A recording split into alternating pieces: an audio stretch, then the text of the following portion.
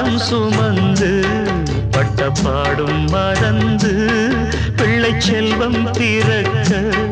அள்ளி கையில் எடுக்க